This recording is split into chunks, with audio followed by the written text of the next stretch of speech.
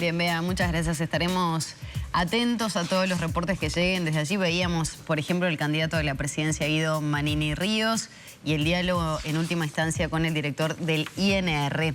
Vamos a abordar ahora otros temas. Lo mencionaba Alfredo al inicio. Bajo el lema Envejecer con dignidad, reforzar el sistema de atención y asistencia a las personas mayores en todo el mundo, hoy se conmemora el Día Internacional de las Personas Mayores. ¿Cuál es la situación de nuestro país? Bueno, esta mañana recibimos con mucho gusto a Estela Ovelar, secretaria general de ONAJPU. Bienvenida, Estela, nuevamente. Muchas gracias, buenos días, un gusto. Bueno, en un día como hoy, tan importante y con tantas observaciones a nivel internacional, sobre todo esas cifras que asustan o asombran, en realidad sería buenísimo si todo se diera de la mejor manera, ¿no? Y pienso en la cantidad de personas mayores que hay hoy, la edad que se estima puedan vivir las personas, pero cómo se contempla eso en los sistemas de cada uno de los países del mundo. Exactamente, como tú bien lo dices, en estos momentos creo que no solo América Latina, sino Europa está con esa preocupación de un envejecimiento de la vejez. Pero no solo debemos de preocuparnos, si bien hoy es un día... Ocuparnos, como tú bien lo dices, si bien es un día de reflexión, de reconocimiento, de sensibilización. Está bueno que la población se sensibilice del tema de los adultos mayores, que lo hablamos sistemáticamente, en otros temas ustedes me han traído varias veces, y todavía cuesta tocar con ese viejo o esa vieja, ¿verdad?, del país. Nosotros, como organización nacional, lo hemos trabajado desde muchos ámbitos, desde muchos puntos, tratando de lograr un encuentro a todo esto. Es impresionante, yo voy a leerte bien la cifra para no equivocarme, y habla de que se prevé que el número de personas de 65 años o más en todo el mundo se duplique con creces, pasando de 761 millones en el 2023 a 1.600.000 millones en el 2050. El número de personas de 80 años y más está creciendo aún rápidamente. ¿Qué nos indica esto? La necesidad de tomar políticas públicas, y lo hemos dicho en cantidad de otros temas, pero que pasen a ser políticas de Estado. Políticas, eso mismo, ¿como cuáles? Porque bueno, uno no puede pensar, por ejemplo, en la reforma jubilatoria que se procesó en este gobierno, que bueno, que de alguna manera tiene esa visión, ¿no?, de que las personas viven más y que tienen más posibilidades de tener años más activos, además de la ecuación económica, ¿no?, de no vivir tantos años como pasivos porque no hay Estado que lo pueda sostener. ¿Cuál debería ser la visión también para aportar una visión moderna de una adultez mayor activa, ¿no? Totalmente. Hay varias formas, pero una de las que más nos preocupa a la organización, dando calidad. Hoy tendríamos que estar en la base, en el escalón de la prevención. Lamentablemente, en salud no estamos en la prevención, estamos atacando focos. A nosotros nos ocupa y nos preocupa mucho un sistema nacional integrado de cuidados que da calidad de vida, porque en esta proyección de vida las mujeres somos principalmente las que cuidamos. Las mayores cuidadoras en el mundo, y es un aporte al Producto Bruto Interno. Entonces, con un sistema nacional integrado de cuidados incluso en el domicilio, se puede demorar en algunos casos, salvo que haya mucha pérdida de poder cognitivo o de salud mental, para que esa persona sea institucionalizada. Porque es mucho más costoso, tanto para la familia como para el Estado, los casos de institucionalización temprana. Entonces, consideramos que un sistema nacional integrado de salud que vaya de forma paulatina, como estaba programado en su principio, con asistentes personales capacitados, ya sea para adultos mayores, insistimos, también para niños con discapacidad. Hoy nos referimos a las personas de edad. Es imperioso que eso se vaya cumpliendo, porque si bien las personas vivimos más, las mujeres en el mundo vivimos más, pero estaría bueno evaluar también en qué condiciones llegamos a esa vejez. Ese trabajo activo, nosotros decimos, las organizaciones sociales podríamos ser un brazo ejecutor si el gobierno de turno bien nos aprovecha. Entonces, insistimos en un sistema de cuidado, en mejorar la calidad de vida, pensar en una canasta alimentaria, pensar en cuanto a medicación, que haya un vademecum específico, que el jubilado pensionista, que la persona mayor tenga acceso, no es tan difícil. Hoy por hoy el atenderse en salud es costoso, a veces y en otras oportunidades lo conversábamos, hay que elegir qué medicación se toma y de estas cosas tenemos que hablar. Tenemos que hablar de la soledad no deseada. La soledad no deseada, esa soledad, una cosa es que yo elija vivir solo, pero aún así, a medida que voy envejeciendo y sea mi opción vivir sola, voy a necesitar de alguien que acompase ese trayecto de vida. Estela, ¿y qué respuestas han tenido en estos últimos años cuando hay un reclamo de reunirse, por ejemplo, con el presidente de la República que no se ha obtenido? Bueno, ¿se modificó en algo? ¿Hubo otros llamados, otros contactos justamente para atender todos estos reclamos? Nosotros, lamentablemente, en este periodo, el señor presidente de la República no ha recibido nuestra organización. Ahora, el 7 de octubre, cumplimos 32 años con el representante social en el Banco de Previsión Social, que siempre fue un miembro nato, un elector nato de ONASPU. Y lamentablemente en este periodo no se nos dio la posibilidad de tener un intercambio con el señor presidente de la República, y lo hicimos con diferentes ministros, incluso con el ex ministro de Trabajo, pero más que nada conversando sobre el tema económico, sobre las jubilaciones mínimas, que es importantísimo poder satisfacer también sus necesidades básicas, ni que hablar, pero no tuvimos con él directamente. Últimamente elaboramos un documento, porque a veces dice que la ONASPU no tiene propuestas, sí que las tenemos, sí que las plasmamos, y se las hicimos llegar a todos los presidenciables, tanto con el tema de la ley, de la 20.130, de la cual por qué ONASPU pretende ir a un diálogo nacional en seguridad social, porque hemos hablado, no es solo jubilaciones y pensiones, va más allá en la seguridad social, la salud de nuestros... No comparten el plebiscito ustedes, ¿no? Nosotros dejamos en libertad de acción. En el último congreso, que fue ahora 12 y 13 de septiembre, en Piriápolis, hubieron posturas de compañeros de asociaciones, porque nosotros nos representan, digamos, representamos asociaciones de jubilados y pensionistas. Hubieron posturas con mucho énfasis por el sí, y hubieron posturas con mucho énfasis por no ensobrar. Se votó y por amplia mayoría se decidió dejar en libertad de acción. La ONASPU, la dirección de ONASPU, digamos, no bajamos reglamentación o línea, como se dice, a las asociaciones, ya que también son independientes, son decisiones. Sí conversamos de estos temas, sí llevamos al interior estos temas que nos ocupan y nos preocupan. También nos ocupa un plebiscito, ni que hablar, pero no tomamos posición como directiva, sino que hemos dejado en libertad de acción. Hay algo que queremos destacar. La ONASPU siempre estuvo en contra del régimen de AFAP. No estamos en contra de un ahorro individual, pero sí de un ahorro que signifique un lucro. ¿Cuántos de estos reclamos que usted repasaba ahora en este diálogo están reflejados en los programas de gobierno de los diferentes partidos? ¿Está el foco puesto en este sector de la población? Para nosotros tiene sabor a poco. Justamente de ese documento que les decía que nosotros elaboramos, que elaboramos también hacia un sistema nacional integrado de cuidados, se lo hicimos llegar ahora a todos los presidenciables, invitándolos.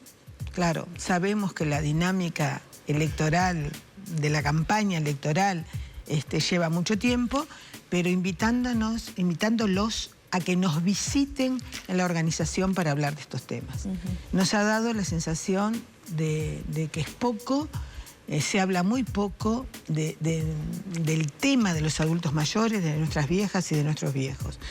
No todo se puede hacer de un día para el otro. No creemos en las obras mágicas ni en las soluciones mágicas, pero pongamos este tema arriba de la mesa, pongamos un envejecimiento a la vejez, pongamos la calidad de vida, un envejecimiento activo. Atacar esa soledad no deseada es también enlentecer posible enfermedades mentales. La soledad no es buena consejera para nadie. La pandemia ha hecho sus estragos en los adultos mayores. Todavía hay temores a salir.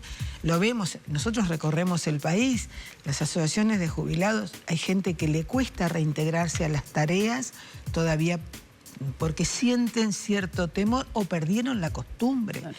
De pronto para un joven, 2 años significa cierto tiempo y para un adulto mayor 2 años es mucho tiempo. Y hay medidas que hay que empezar a tomar paso a paso en forma crecida que si seguimos esperando y la seguimos demorando es un retroceso. ¿Qué porcentaje de los adultos mayores, de los jubilados en este país no está pudiendo envejecer con dignidad? Y aprovecho el lema que se ha utilizado para esta jornada, para este día. Bueno, podríamos decir primero qué es dignidad.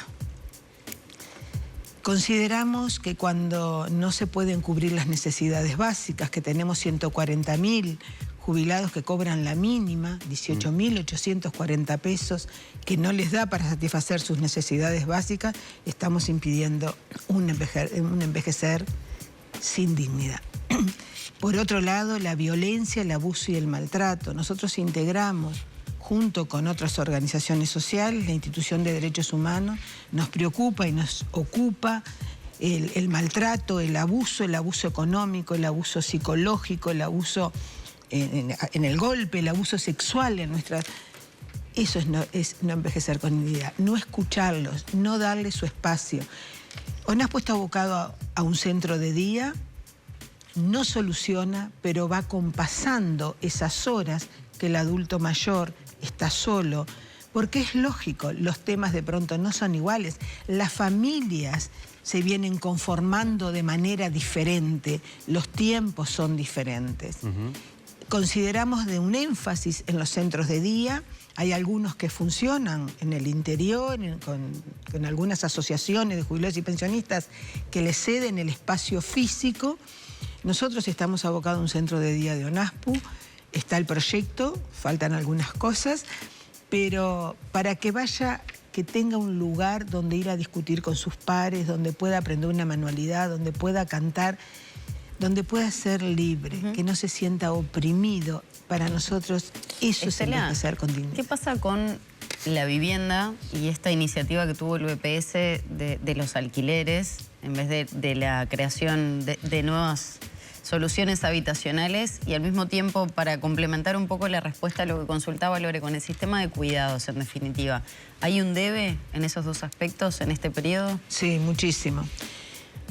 En cuanto a las soluciones habitacionales, no hubieron llamados a licitación.